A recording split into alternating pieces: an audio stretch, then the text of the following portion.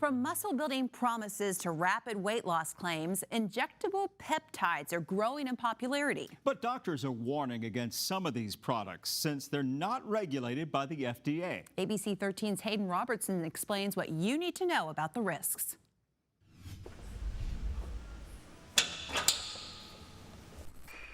I've always been a pretty big guy.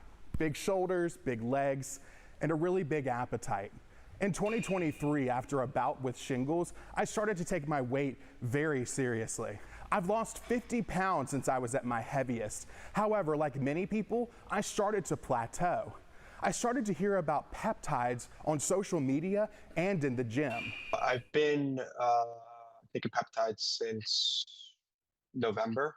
Alex Siobhan has been lifting weights for the last 10 years. After starting to develop some pains in his joints, he started using peptides. So I take BPC 157 and TB 500 to kind of just help with my tendons, my joints, excuse me, and just overall better muscle recovery. The peptides he refers to are actually two of the more common ones called the Wolverine stack.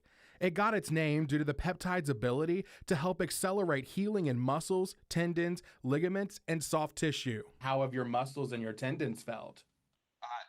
And I told a bunch of friends this. It feels like when I first started lifting, when I'm 16 years old, I can go the next day and feel no effects from the lift I did, prior. Obesity. After speaking with Alex, I sat down with UVA Health Obesity Director Dr. Catherine Varney to learn more about these peptides. So a peptide is a protein molecule that our body naturally makes. Dr. Varney has been in obesity medicine for 16 years. She explained that weight loss medications like Ozempic and Wegovy are synthetically created. They mimic natural peptides that our bodies make, like insulin and GLP-1s, and are regulated by the FDA. Synthetically. However, she warns that the peptides Alex takes are not actually considered safe for public use. They can be legally created, but they're unregulated by the FDA. Those regulations are there for safety. These unregulated peptides are sold online at different prices and cost from $50 to $300. A study from Belgium also found that some of these unregulated peptides sold online can contain heavy metals that are poisonous to our bodies, like arsenic and lead. These unregulated peptides are injected and can be done every day or injected once or twice a week.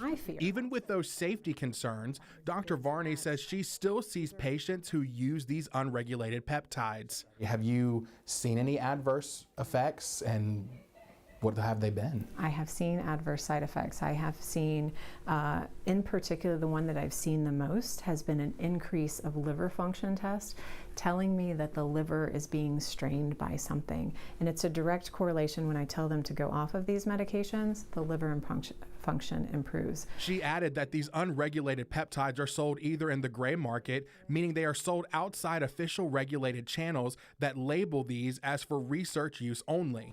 She also says influencer marketing on social media sends people to offshore websites for people to purchase. You have a wide variety of people promoting these medications, anywhere from personal trainers all the way up to physicians.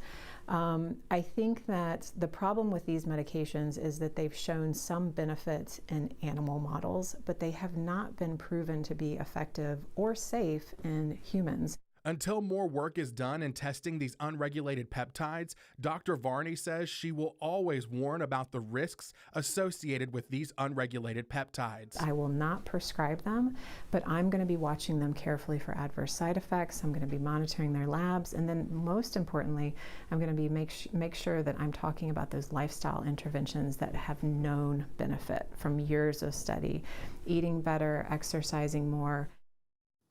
Before you think about taking these, you should speak to a doctor. The FDA's Pharmacy Compounding Advisory Committee is set to meet next month to discuss 7 peptides, including the ones Alex takes. Health and Human Services Secretary Robert Kennedy Jr. has been pushing for this so people will stop buying these unregulated peptides from the gray market. We'll keep you updated on what happens. Back to you.